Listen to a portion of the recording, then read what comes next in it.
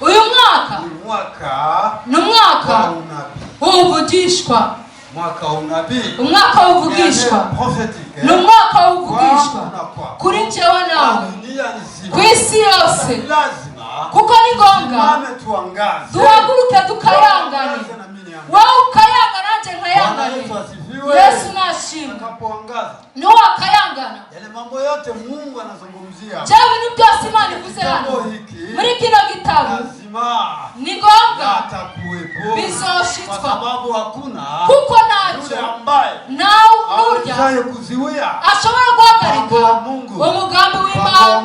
umugambi w'Imana naguca uhagarikwa nimesema hata nafuu ili haitokosa kuonekana nafuu itakuwa watu wa Mungu nafuu itakuwa kwa watu wa Mungu walioamini Mungu nafuu itakuwa kwao.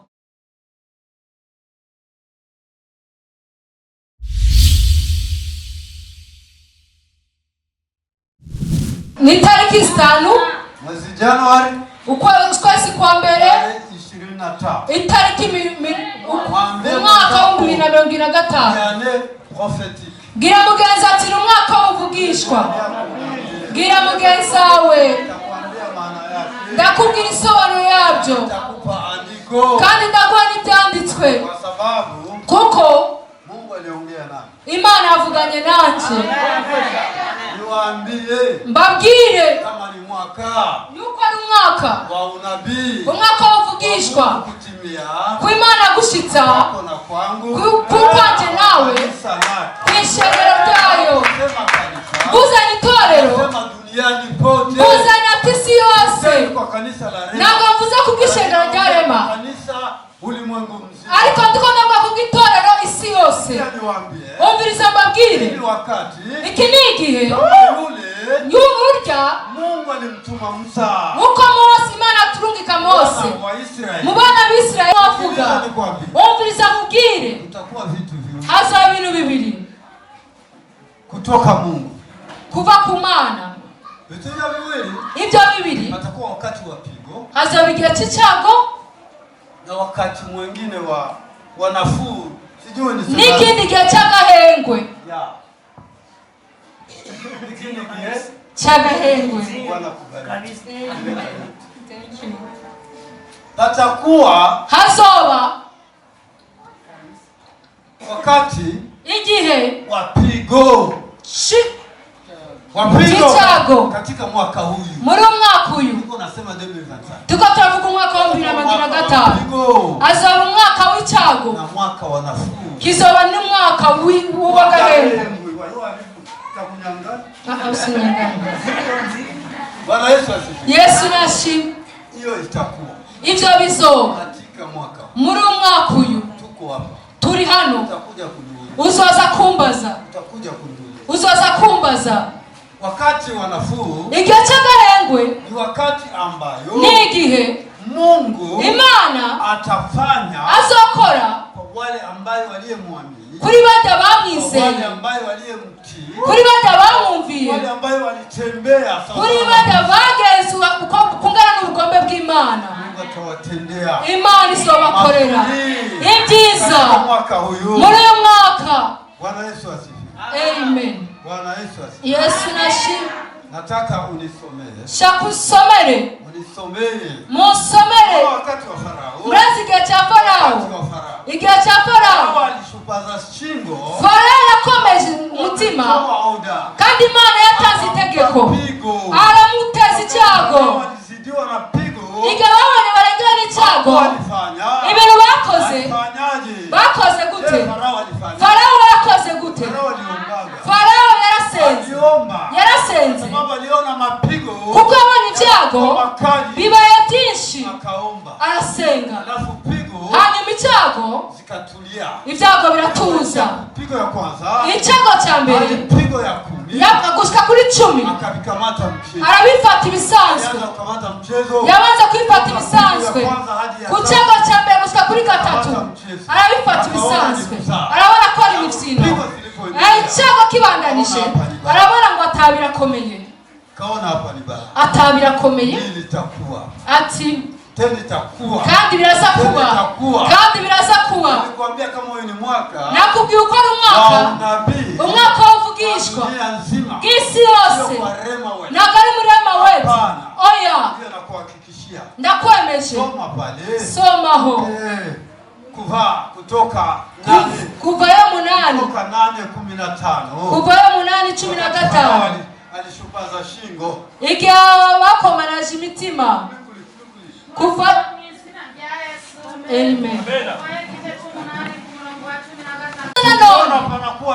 Tubonera agahengwe. Tuca dukomanaza imitima yacu. Nitumvira Imana. Nitugenda nk'uko Imana igomba. Tukabona yuko ari imikino gusa. Ariko reka nkubwire, ndagusaba uvugishwa hano ku gicaniro uyu mwaka wa 2025 uyu mwaka hazoba ibyago ntihabigiye cy'agahengwe. Hazoba muri barya Imana bamumva Imana, bajya bumva Imana nibo bazoronka agahengwe. Muri umwaka muzoze mumbaze. Bwana Yesu asifiwe. Amen. Nikisema Mungu ni kuvuga ngo Imana ibi nizokora mw'ishengero ryayo. Anatuambia leo, aratubwira uno munsi, arabwira isi. Isaya 60 mstari wake wa kwanza hadi 7. Yesaya 60 umurongo wa mbere gushika kuri 7. Ndasoma mu izina rya Yesu. Amina. Aravuga ngo ati haguruka ukayangane kuko umuco wawe ushitse kandi ubwiza bw'Uhoraho bukaba bukurasiye. Kuko raba umwiza uzotwikira isi, umwiza w'umuzitanya uzokwakira amahanga, ariko Uhoraho azokurasira kandi ubwiza bwiwe buzokubonekako. Amahanga azoza ku muco wawe, n'abami bazoza kugukayangana kwawe. Inamura amaso yawe weraguze urabe bose bakoraniye hamwe baza kuri wewe. Abahungu bawe bazoza baturutse kure, n'abakobwa bawe bazoza baturutse kukwaha. Niho uzoraba mu maso hawe hakeyuka, umutima wawe ukadidagizwa n'umunezero ukaguka. Kuko ibidandazwa by'ibitayega bica mu kiyaga bizogaruka iwawe, n'ubutunzi bw'amahanga buzokuzaho. Isinzi ry'ingamiya rizogutwikira, inyana z'ingamiya z'Imidiyani nizo muri Efa. Abaturutse Isheba bose bazoba bazanye izahabu n'imibavu, bavuge inkuru nziza z'ishimwe ry'Uhoraho. 7. Imikuku yose y'Ikadari izokoranizwa kuri wewe. Amafizi y'intama y'Inebayoti azogukorera, azokurira igicaniro cyawe yemerwe. Nzokubahiriza inzu yanje y'icubahiro. Amen. Bwana Yesu asifiwe. Umwami nashimwe. Kama ulinifuata. Sinzi ko wankurikiye. Ndio maana nilikwambia. Ni ndio mpamvu nakubwiye. Uyu mwaka ni umwaka w'ubuvugishwa. Mwaka unabii. Umwaka w'ubuvugishwa. Ni umwaka w'ubuvugishwa kuri njyewe nawe, ku isi yose. Kuko ni ngombwa duhaguruke tukayangane. Wowe ukayangana nanjye nkayangane. Yesu nashimwe. Niwe akayangana. Yale mambo yote Mungu anazungumzia. Jawe ni byose Imana ivuze hano muri kino gitabo ni ngombwa bizoshitswa, kwa sababu hakuna kuko nacho nurya ashobora guhagarika umugambi w'Imana guca uhagarikwa. Naho asira vya muzinga, Abanyamerika nibo bafise vya muzinga bikomeye. Watu wa Amerika ndio wana mambo makubwa sana. Na Warusia hata wasimamishe mabomu yao, hawatasimamisha mpango wa Mungu kutimia. Hapana, hapana. Nakwambia huyu mwaka 2025 unaenda kuyaona, unaenda kuona mabadiliko tena, utayaona kabisa, utaona mabadiliko. Nimesema kipigo hakitokosa, nimesema hata nafuu hiyo haitokosa kuonekana. Nafuu itakuwa watu wa Mungu, nafuu itakuwa kwa watu wa Mungu walioamini Mungu, nafuu itakuwa kwao.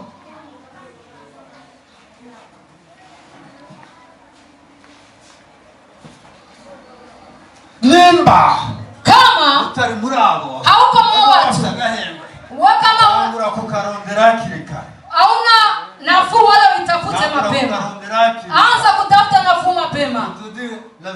Ninawaambia kweli, anza kutafuta mapema. Huyu mwaka huyu ninasemea hapa kwa hii tarehe leo, utayaona, nitayaona. Tujitahadhari, tumshike Mungu, tutembele kwenye mapenzi ya Mungu. Wewe usina mashaka, haya ninayokuambia yatatimia, yatatimia, yatatimia. Sikiliza nikwambie, kitabu cha panasema yule anayeshauriwa mara nyingi asikii, huyo ataadhibiwa bila usaidizi. Mahubiri anasema kwenye mabasi, kwenye maredio, hata pikipiki na maredio, tena habari njema hata kwenye mabao wanaongea. Wewe hakuna kile utakachosema, hakuna kile utakachosema siku hiyo, na kuzakwivutira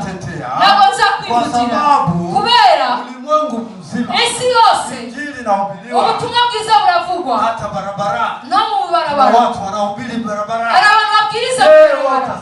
Mbega waza kwirire gusiki uzovuga ati nago numvise, ole wako nakaga kuri wowe, ole wako nakaga kuri wowe. Lakini nakwambia, ariko ndakubwira uyu mwaka jitazari ugabe ya kwamba umenye yuko kile ambacho Mungu alisema kindi mara yavuze lazima kitatimia, lazima kitakuwepo, ni ngombwa kibeho. Chochote kile na kintu cyose gishobora guhagarika umugambi w'Imana, hatuwe na uchawi wapata nogo wagira uburozi bungana gute, hawezi kuziwe mpango ntabwo ushobora guhagarika umugambi w'Imana. Wafumu milioni 10 nogo wagira wafumu milioni 10, hawezi kuziwe mpango ntabwo ushobora guhagarika integuro y'Imana. Imana yivuze ni ngombwa bishitse, Imana yivuze ni ngombwa bibe, Imana yivuze ni ngombwa bisobanuke. Magazena ku gicaniro ndakubwira ukuri kw'Imana, ukuri kw'ijambo ry'Imana. Uyu mwaka mu Cyongereza sinzi bavuga gute, 2025. Yes. Uyu mwaka ni umwaka w'uvugisha Imana ishitse bijya byose yavuze. Ntabwo urimo kunahura, nyimba utanawe uzobibona. Umwami Yesu nashimwe, Yesu nashimwe cyane. Bwana Yesu apewe sifa. Twasomye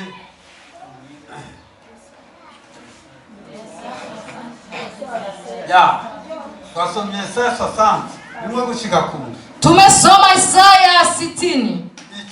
Ikini gihe ili wakati Imana ko yibuka Mungu kukumbuka kanisa. Nikisema kanisa sisemi ni jengo, hapana. Ninasema wewe na mimi. Neno la Mungu linasema eti kanisa Roho Mtakatifu mtakatifu. Tuko kanisa la Roho. Eti tuko kanisa Roho Mtakatifu. Imibiri yacu ni ngoro za Mwemu Yera. Ntabwo mvuga itizu. Oya. Sasa Mungu ndipo atakumbuka. Ni azokwibuka abantu bayo. Abantu bayo. Je, umo? Mbega waurimo? Swali kwangu na kwako. Ico ni kibazo kuri njewe nawe. Bwana Yesu asifiwe. Umwami Yesu nashimwe. Uyu mwaka tazari wana rema. Ugabe wana rema tube maso.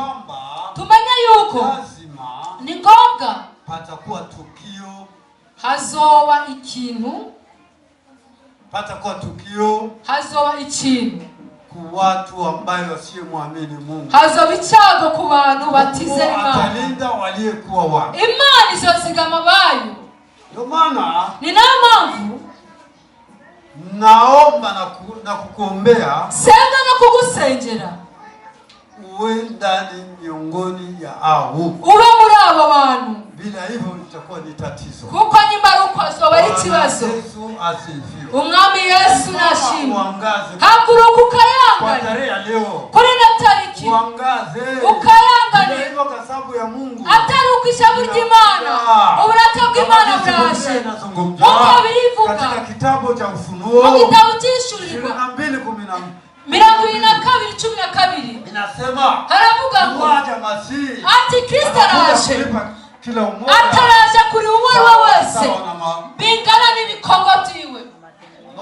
Alo, turi kumwe gahemu. Yego papa. Jichaza. Nugabe. Anakuja upesi. Arasha jihuse. Acha nikwambie. Reka nkubwire. Ubwo kwihuta utanguye mwaka wa 2025. 2025. Atanguranye ni umwaka nyene. Sasa wewe ujue hii 2025 leo mani mwaka wa 2025 haiko ya mizaa, nagari misino, haiko ya kuchemsha kitu, nagari ya gushusha intebe, haiko ya kuangalia mwenzako, nagari ya kureba mugenzi wawe. Ekada wewe simama imara, wewe haguruka gusa, wewe wajibu wako, umenye igikorwa cyawe, wewe ni nani mbele, umenye wewe urindi imbere y'Imana. Bwana Yesu asifiwe. Umwami Yesu nashimwe. Nauma ego birababaza, lakini vitamu, ariko numuti. Bwana Yesu asifiwe. Yesu nashimwe. Sikawi nago ndi utinde, namaliza, ndarangije.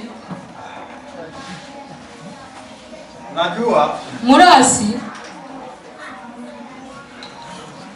nilisema juu ya unabii wa mwaka huu, navuze ko kuvugishwa bw'umwaka, naambia ni kweli, kandi ibindimo kubabwira n'ukuri. Simama, haguruka, uangaze, ukayangane, muangaze ndani mwako, ukayangane muri wowe, ndani mwako, nikisema ndani mwako ni ndani ya nyumba yako, muri wowe ni munzu yawe. Uangaze, ukayangane yani monzira, uangaze mahala pa, ukayangane ahantu hose. nakwambia ndakubwira ni kweli na ni unabii, uko no kuri kandi rubuvugishwa. Ndimo kukubwira uyu mwaka wa 2025 tuzobona ibintu byinshi bitangaje, ya kawaida, bidasanzwe, tena utajionea kwa macho, kandi uzabona n'amaso yawe. Ariko noti kama Mungu yuko ndani yako, nurema n'Imana iri muri wowe, kama Yesu yuko ndani yako, nyimba Yesu ari muri wowe, ntugira ubwoba. Tayari utakutana naye, utasema haya niliyasikia, ibyo uzahora nabyo uzakati narabyumvise, kuko narabyumvise. Hello, manase, are you ready? Manase uriteguye? Hallelujah. Hallelujah. Tupige Bwana Yesu makofi. Dukomere Umwami Yesu amashimwe cyane, amashimwe kuhoraho. Atagani aliyokuwa watu, azokwita habaye, atawafunga kama vile kuku inavyofunika vifaranga vyake, azobiyegereza nka kujya kw'inkoko yiyegereza imiswi yayo. waliokuwa wake, abuhoraho, jitahidi, gerageza, jitahidi, gerageza. Mungu awabariki, Imana baheza jine. Amen.